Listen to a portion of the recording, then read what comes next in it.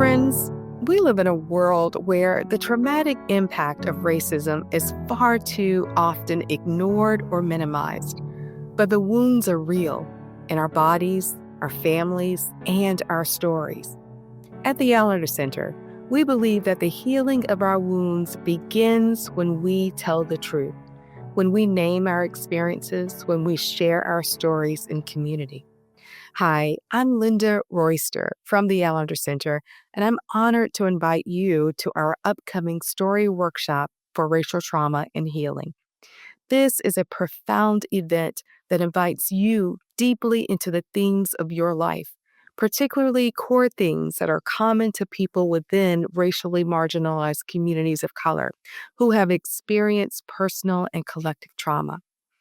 This story workshop is created for and led by Black, Indigenous, Latino, and Latina, and Asian Pacific Islander people as the global majority of the world's population.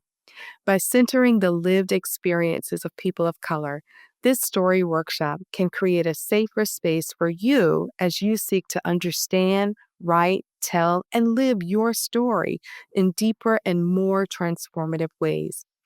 We're committed to making this offering financially accessible, thanks to the generosity of the Stewardship Foundation and our donor community. Need-based scholarships are available. If you or someone you know is interested in being a part of this powerful experience, we invite you to check out the upcoming dates and register at theallendercenter.org/workshops. Again, that's theallendercenter.org/workshops. We would be honored to hold space for your story this year.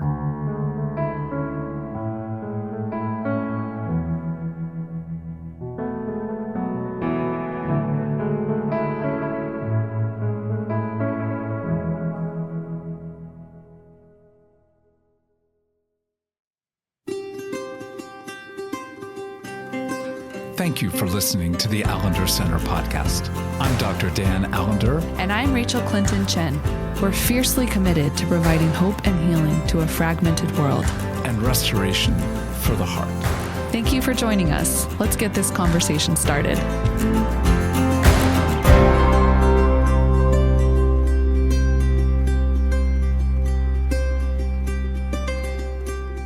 Rachael, I'm going to read a part of an endorsement of the next guest that we have. I'm not going to say who wrote this, but I'll say it in a moment. I'm going to say, over a long lifetime, I have known no one wiser than Keith Anderson. And we're going to be talking about his new book, On Holy Ground. But I want to come to the last sentence of this endorser, whom I know moderately well, meaning it's me. It's one way of saying it. Yeah. Yes. This profound and beautiful book will do far more than transform your life. It will set a course for a kinder world. Keith Anderson, let me introduce you a bit more. Keith Anderson was my boss for, I don't know, many years, and was the most delightful boss, mentor, wise presence I've ever encountered in my rather long life. So, Keith Anderson, you were the second president of the Seattle School of Theology and Psychology. We can say you were indeed the first wise and true president of that institution. And if anyone thinks I'm being critical of the first president, I am. And if it sounds judgmental, it is, but it's also true.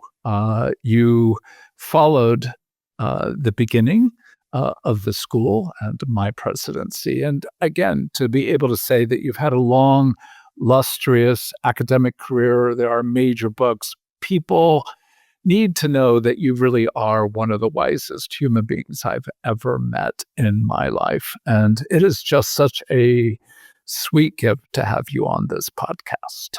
Well, it is my pleasure, my privilege to be able to spend this time with two of my favorite people.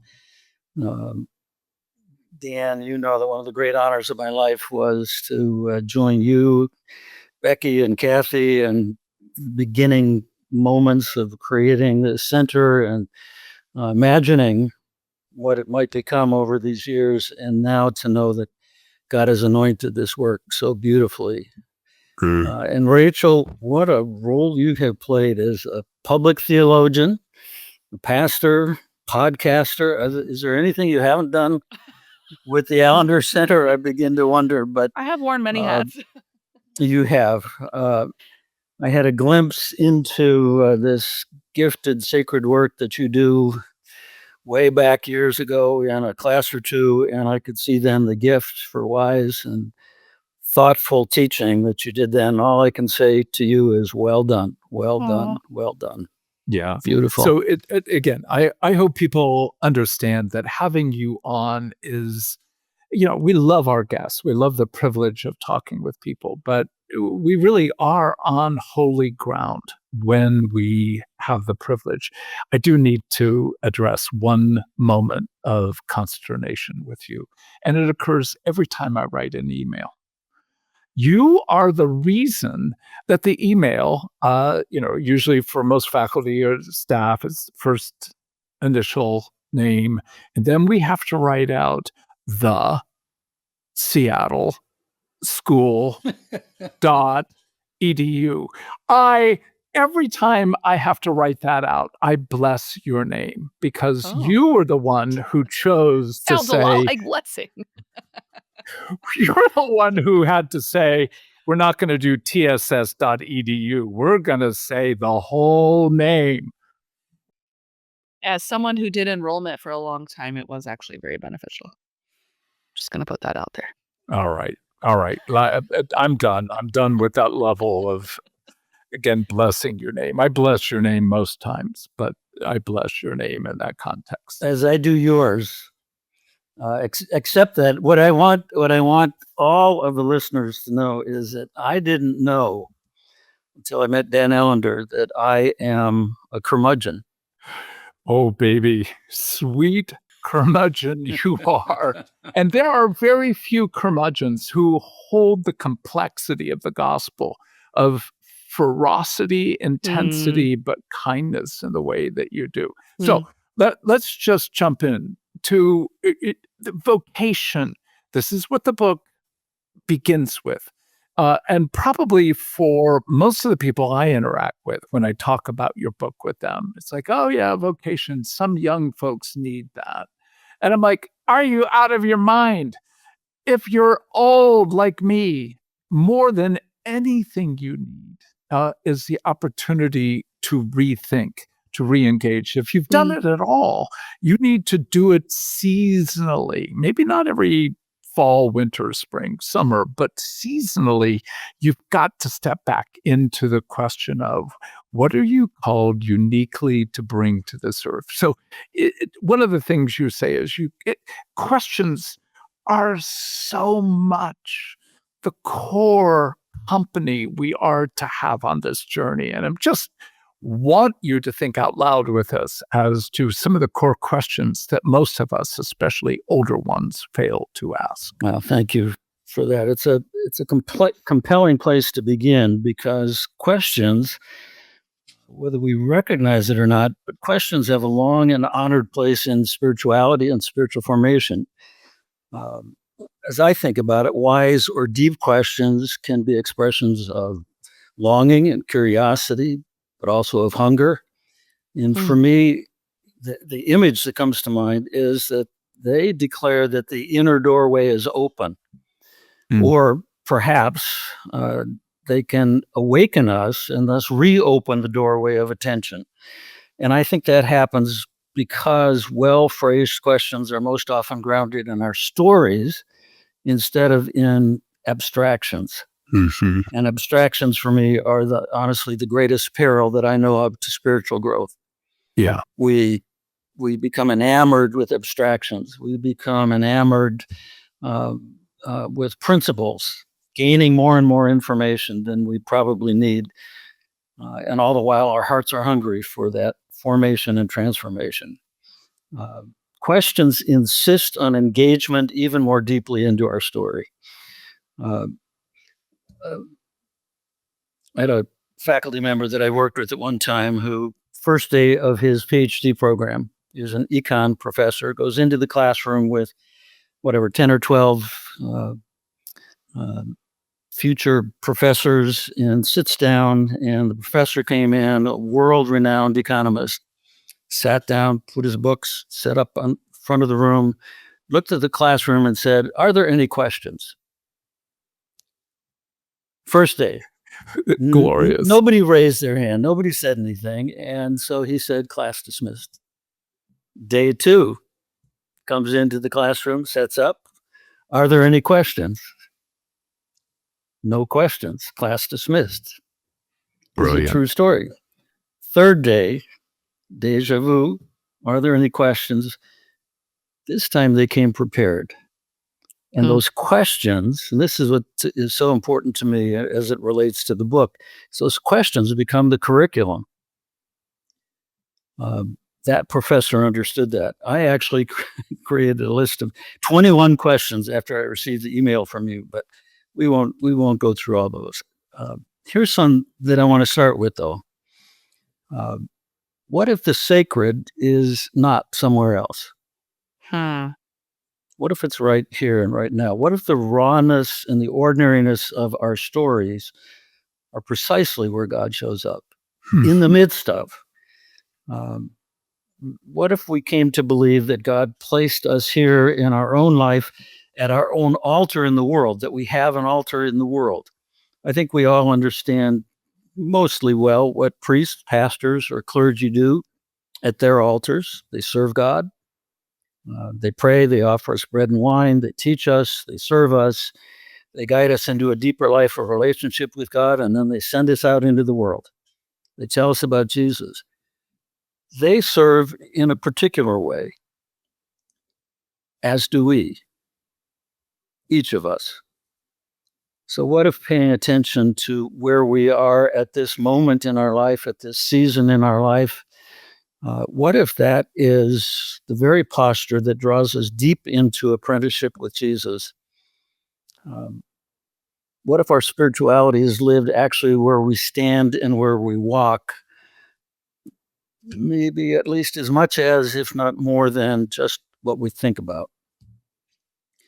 I'm drawn again and again to that definition that Dallas Willard used for spirituality. It's so profound and simple. He said, spirituality is learning from Jesus how he would live your life if he were you. Jesus was Jesus in his particularity, the Messiah. Even on my good days, I am not the Messiah. So what if the spiritual life is not about trying to escape the ordinary, but to find where God is at work in it? It's beautifully said. Good hosts ask good questions. And I think our work as spiritual people is simply to be a good host to whatever arrives at the door of our house in our own story. It's a posture, and this is what I think is important, especially as you talked about people of a particular age. So I think it's a perspective, a vantage point, a portal to this inner sanctuary of our soul. And I think that portal moves, it changes, it adapts because our stories change. The altars in my life included all kinds of crazy things. Early on, I worked in the stockyards. So my altar for a while was a butcher's table in South St. Paul.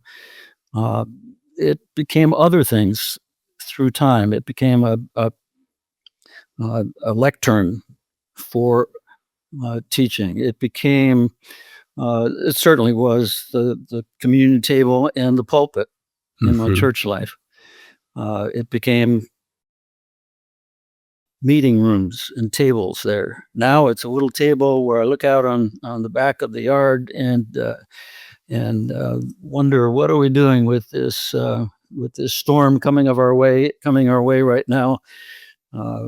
But those are all altars that change.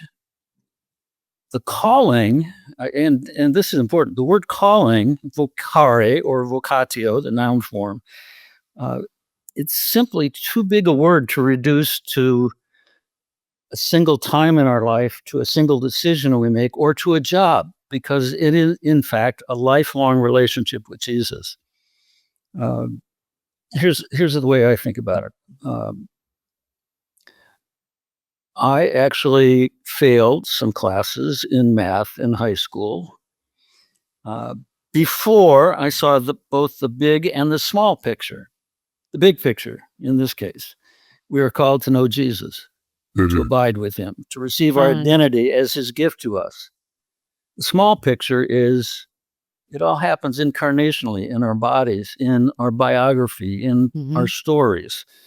The Shema was a prayer prayed every day by the Jewish faithful, and it summarizes both big and small as well. The Lord, hear, O Israel, the Lord is our God, the Lord alone. You shall love the Lord your God with all your heart, your soul, and your might. This all sounds as cosmic, vast deity. But then it says, stay with this and go and make breakfast. That's my translation of the Hebrew text. Keep these words that I'm commanding you today in your heart. Recite them to your children. Talk about them when you're at home, when you're away, when you lie down, when you rise up. Love God before breakfast, and then be sure to make breakfast with your children or your grandchildren or whoever happens to be in your household. Let me just ask, because I'll give a context in a moment. You had 3 knee operations on the same knee. I did. And I watched you literally limp and suffer. And there was, we won't go into the particularities of all that occurred, but to have to endure a knee operation a single time would be difficult, but 3 times. Now, the context for that question is 3 years ago, I had shoulder surgery. Apparently, it was bungled, and I'm going to get the privilege of doing it again. And I have brought you back so many times, not just when I type out the seattleschool.edu, but brought you back as to this is how you handle your body's ongoing suffering, particularly with what could be surgical or other failures that you have to endure. So in so many ways, you have become my calling. Your face and how you handle the particularity. So I'd love for you to think in terms of how do you, because I know you work with countless people as a coach, as a spiritual director, you continue, shall we say, in our advanced years, actively engaged in helping people follow calling, and calling not being merely task, job, but actually how we're going to engage these moments of exigency. How did you go through those 3 surgeries and do so as not just a wise man, but a good man? At the risk of sounding like I'm trying to sell the book, the subtitle gives clues, I think, to all of that. The subtitle is Finding Your Story of Identity, Belonging, and Sacred Purpose. And for me, it was the belonging, the realization that my life is not a solo, it's part of a symphony, that we're not called to an aria. A lot of us practice that way. We make it about ourselves. The selfies are, or the screen we're looking at, that's what seems to matter most to us, when in fact we're part of a community. And my community, of course, included Wendy, who patiently walked with me through all of that, or limped with me through all of that, as the case may be. But there's this, well, as you know, both of you have dealt with some of the physical pains and things of our lives. Pain and suffering slows you down. Mm-hmm. And it can be this healing. Certainly, one hopes that's where it's going to go. But it can be this time of focus. And I want to jump to one of your other questions because I think it applies here. One of the questions is about the daily examen and Mm-hmm. consolation and desolation. Mm-hmm. Well, first of all, years ago, I realized that I needed to hear Christian faith spoken of in a different accent. So I started taking classes in the summer at Boston College, a Jesuit school. And I there learned a good deal about Ignatius of Loyola, who both practiced and followed his own spiritual practices. He wrote the book that really has provided an orientation for people all across the centuries. But I don't know if you know the backstory on how that happened for him. Ignatius was a Spanish soldier Oh, yes. who encountered a cannonball one Yes. day. Oh. I remember now. Yeah. Oh, that's the right response, yeah. Rachel. He ended up in convalescence for well over a year, and he only had access to two books. One was A Life of Christ, and another was A Life of the Saints. With nothing else to read, he learned how to pay attention to his own story, to his own pain, to his own life, and to what was before him in these other books. And he had this profound awakening that he began to write about, which included, I think, one of the essential parts of the Allender Center. It included the daily examen. Typically, at the end of the day, one looks back on the day in Ignatian or Jesuit spirituality, and you begin to walk through and remember what happened during the day. What was that about? Where was my pain? Where was the suffering? Where did I feel God close? Where did I begin to wonder if God had left the room or left the planet altogether? But he said there are moments of both consolation, comfort, serenity, shalom, and desolation, where you may feel numb, or you may realize that your ego took over, and your words wounded. But Ignatius insisted, and this to me is profound. Ignatius believed that God meets us in both of those places, not just in one of them, not just in consolation. Ignatius saw desolation as revelation for us. Somebody said that the daily examen and all of this forms a kind of map of the soul, which is a nice image, except that the maps that I have, the old paper maps that I still carry around in my car, are a wee bit torn. They're tattered. Some of them have smudges on them from whatever I spilled on them, so I can't see the route anymore. I don't know how to get there anymore. And Ignatius talked about that as the leaning of the soul. He said it's the way that we begin to discern God's voice. It's a tilting of your ears, I suppose, toward it. And for me, that has never come in lightning bolts, more as a whisper. The subtle leaning of the soul for me.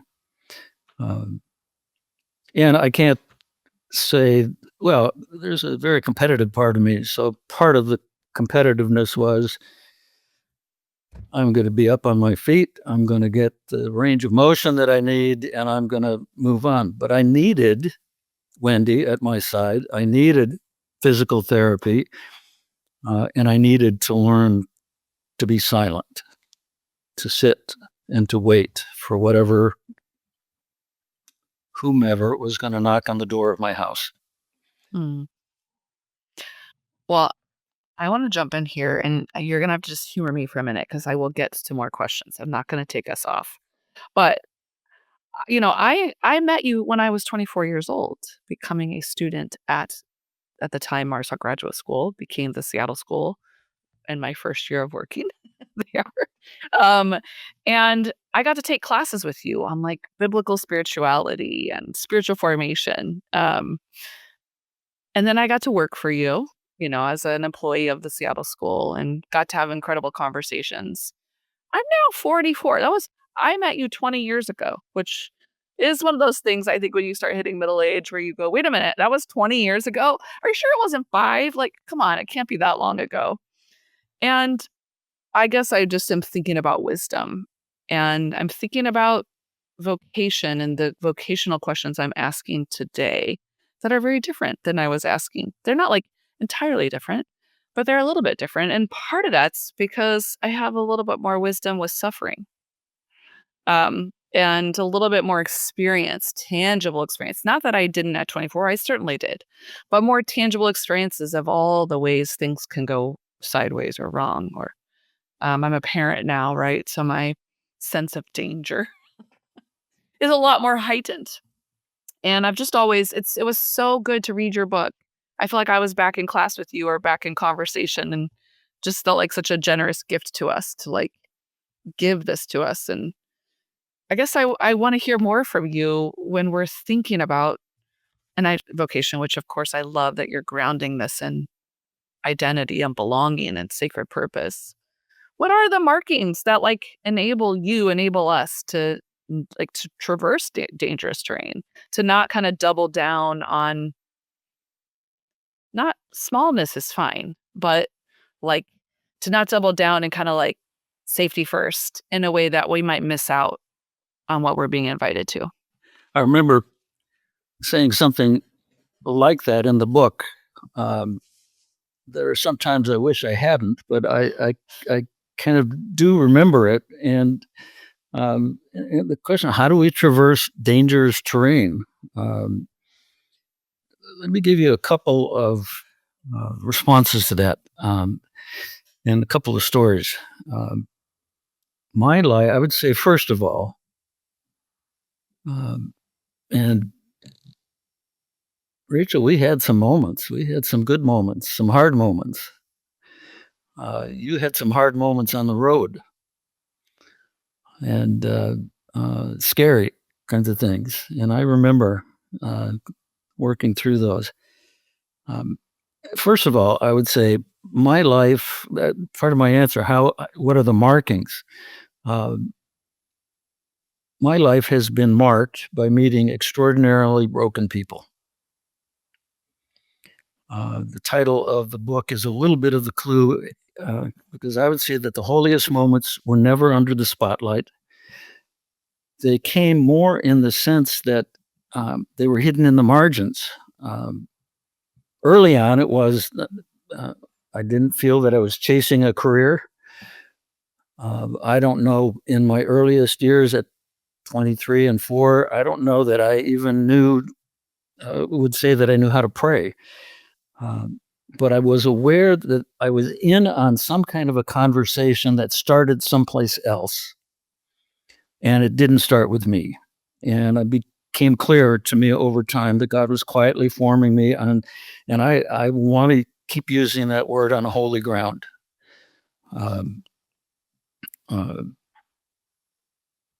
I had been accepted, this is background, but I'd been accepted into a PhD program at the University of Minnesota. I was going to become a historian.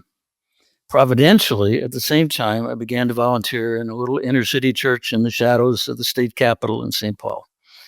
And I began to see life firsthand on the edges. That was one of the most powerful shaping influences and markings of my life. We had created a drop-in center on Saturday nights, and we were there till midnight at least. And I can remember driving home sometimes much later than that, and seeing kids who had been in the drop-in center are now just wandering around out on the street because their parents were up the street on Rice Street at the local tavern drinking up their week's wages. I began to see the world with different eyes because of that. You can't unsee poverty, neglect, or abuse once it presses into your experience. You just can't. And to my surprise, it all took me to the seminary instead of to the university. Ed Willie was a deacon in that little wood-framed Grace Chapel just off Rice Street. He had lost his first family to alcoholism. And at the time of this story, he was on a fast pace to lose his precious little daughter and his wonderful second wife. She called me late one night and asked me to come to their apartment. And she said, "Keith, it's bad." So got in my car, drove into the city, trudged up the narrow stairs through an open door into a dimly lit room, and there sat Ed with this enormous bottle of Jim Beam whiskey in front of him. Another chair waiting for me across from the table. His voice was thin, his hands were shaking, and his eyes were filled with a terror that sadly I had seen before. "Keith, tell me not to drink," he said. "Tell me and I won't do it." So I said the words. "Don't drink it, Ed." But we both knew that moment had long passed before I started up those stairs. And his eyes just filled with tears, took that bottle in hand, and I will never forget the picture of him just chugging an enormous amount of whiskey. Betty told me that he drank that bottle dry that night and then collapsed on the floor. The problem was he had been run out of every rehab center that we knew in the Twin Cities because he'd been there before, and they wouldn't bother with him anymore. Well, we pressed hard and finally found a way for him to enter Hazelden. Many months later, he came out sober, determined, and just a couple of years away from dying of liver sclerosis. Before he died, though, he said to me, and I don't know if these were his words, if they were AA words, or where they came from, but he said, "To call a man hopeless is to deny the existence of God." You cannot remain untouched or unmarked by that kind of truth embodied in that kind of brokenness. A second person who had a major part in marking my life was Brennan Manning, former Catholic priest, defrocked priest, a raging alcoholic himself. Ragamuffin gospel writer. He called himself a prophet of grace. I first met him actually at a conference in Philadelphia. His voice was this rough, gravelly voice that I was convinced sounded like it had traveled through both fire and mercy. His teaching moved me so deeply, I said, "I'm going to bring him to our Baptist University chapel." I love this story too. That's a story for another time, but I was heavily criticized until he spoke in chapel that first time. And then he came back time and time and time again. That first day, well, Brennan had this goofy kind of thing that he did at the end of every, well, it wasn't goofy, but the way he did it was a little goofy. He had about a $9 tape recorder, and he would hold this tape recorder to the microphone and play this song that he thought was this wonderful background music. It just really wasn't. It didn't fit. But what he would do is he would say, "I want you to imagine yourself climbing into the lap of Jesus as he whispers in your ear who you are. You are the beloved of Abba the Father." Well, that first day in chapel, my mind was on my duties. What's next after chapel? I had to host him. I'm thinking about all that. And I didn't know it until that first day, but he would never eat anything before he preached. But afterward, there were two things he wanted, and only two things: ice cream and brownies. And I would buy him half a dozen brownies, and he would just consume all of them before you could blink. Well, that day, I looked down, and I saw that there was water on the floor and on my shoes. And I thought, I must have brought a glass of water or a bottle into the chapel with me. And then I realized those were my tears. Hmm. Without realizing it, something deep in my spirit had responded before my mind could. I was not being asked to prove my love for God. I was being asked and invited to receive God's love for me. And it struck somewhere deep inside me. I wasn't conscious of it. It just happened. Do I have time for one more story? Oh, sir, you can go for the next 2 hours. Well, Brennan, first of all, let me just say, Brennan and I spoke many, many times. And sometimes one of us would call late at night and we'd have these conversations. And one night, I'll never forget this. He said, Keith, compared to me, you're a minor league sinner. He said, but the difference is you refuse to let God forgive you and so deny the existence of God. Ed Willie and Brennan together marked me deeply. This other one, I was marked very much by being the second son in a family of 5 children, number 3 in birth order, but second to an older brother who experienced brain damage caused by a seizure. My young mother waiting her first delivery of her first child.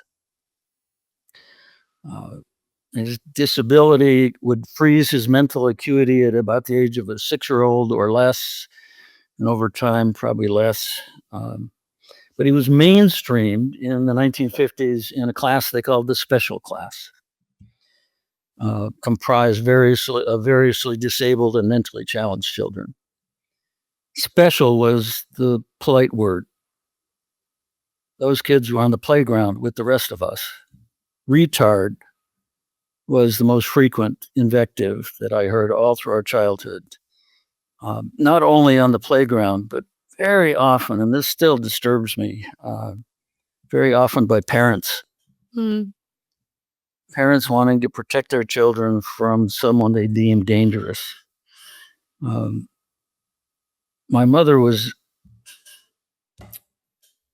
no surprise to Dr. Allender, my mother was not someone who was very able to express her feelings in words. Interestingly, though, about 20 years before her death, she wrote a psalm. I want to read it to you, and I want you to think of it in terms of her living this life. 5 children, firstborn, physically just fine, emotionally not so much, mentally very damaged. Here are her words. I praise you, Lord, for your loving kindness and mercy to me. I thank you, Lord, for giving me life and then the gift of eternal life. I thank you now for these years in which you have graciously meted out what was best for me. Lord, you know I wouldn't have chosen the hard things, but I thank you for being at my side every day. Great is my God and worthy to receive praise. That's how we prepare for dangerous terrain. I know that words are coming, but it's one of those moments again. To be on holy ground is to take a breath. And that's something of the fullness. She wrote that in the midst of a level of suffering and a level of doubt, but a level of trust. So you have a very lovely, rare, complex heritage. I don't want to even come close to ending before I ask you about a book you sent me. Wow. Leonard Cohen, for many, it will be an unfamiliar name, which is tragic, but a writer, singer, songwriter, sung and wrote a song called Hallelujah, which might not be what most people think of when they think of that particular phrase. And yet, as a quote unquote secular Jew who was no more secular than any religiously questioning, open hearted man or woman, you sent me this lovely book of poems. So your mom's poetry compels me to ask about how you met Leonard and why you would send me that book. Well, I met Leonard through his music, of course. And my mother wouldn't have thought of him as an exemplar of faith, for sure.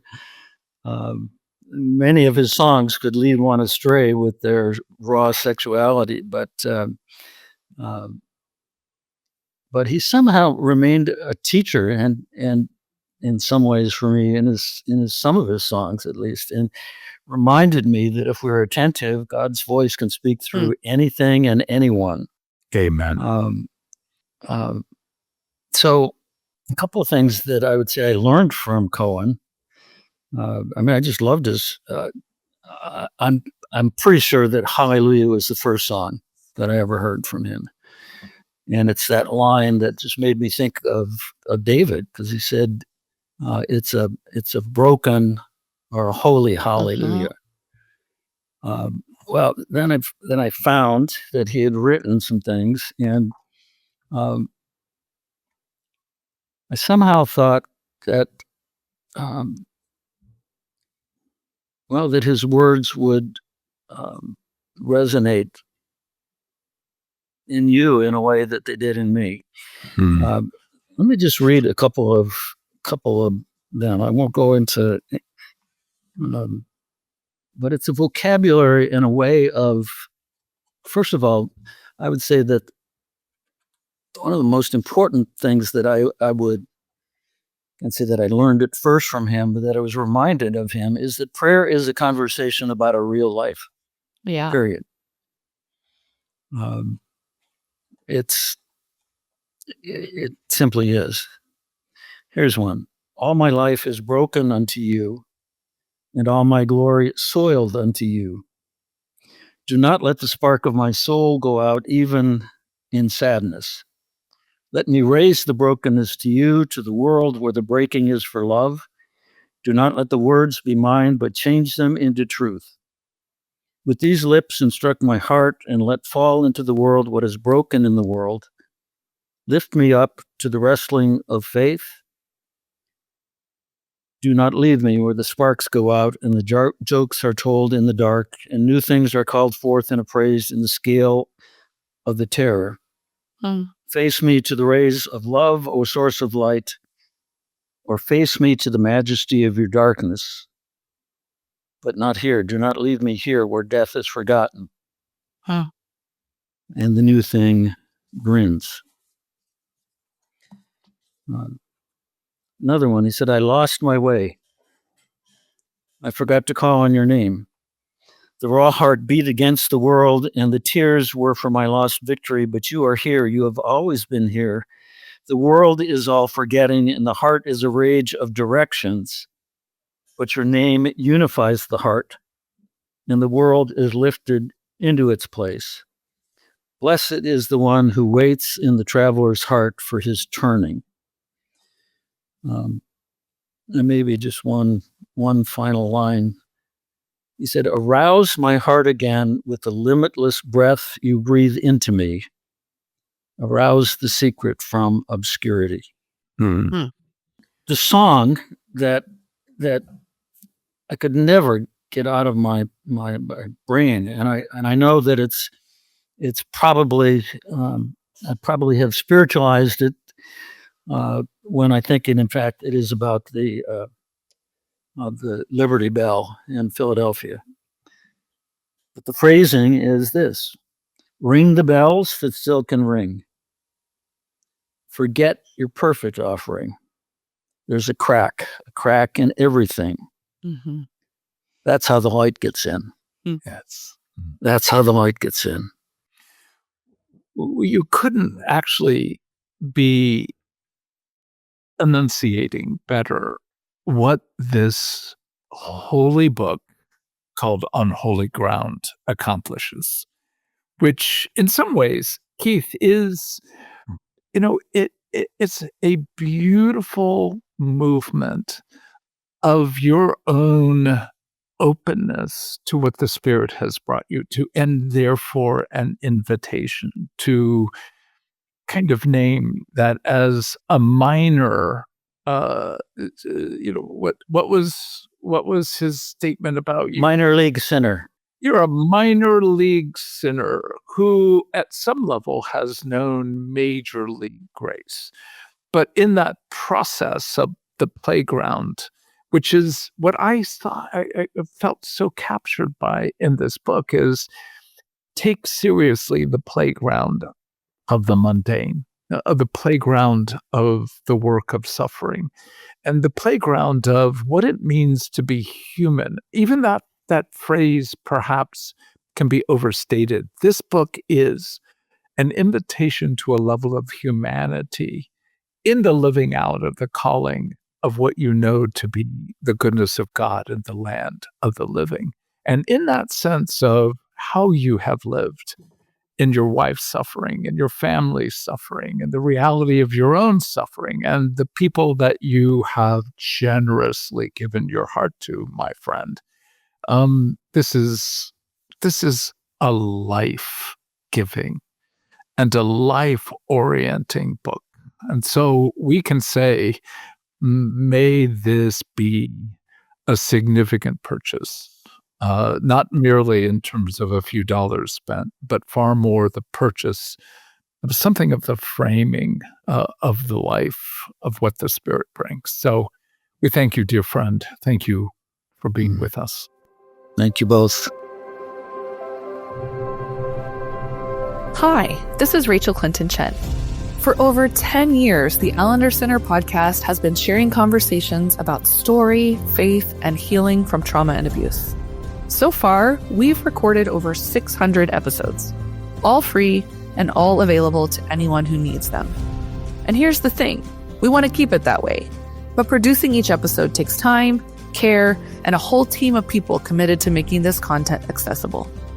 If this podcast has met you in your story, if you've shared an episode with a friend, or if you simply value what we're doing, we want to invite you to consider becoming a monthly supporter.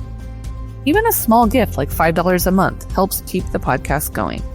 Your support helps cover the cost of producing this podcast and ensures that these conversations remain free for everyone. If you'd like to be a part of this work with us, visit theallendercenter.org/podcast and click on Become a Supporter. Thank you for listening, and thank you for helping us keep these conversations alive for years to come.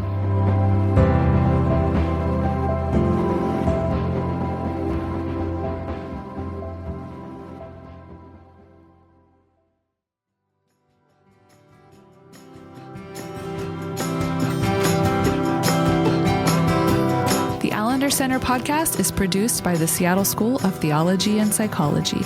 If you'd like more information about the Allender Center, you can look at theallendercenter.org.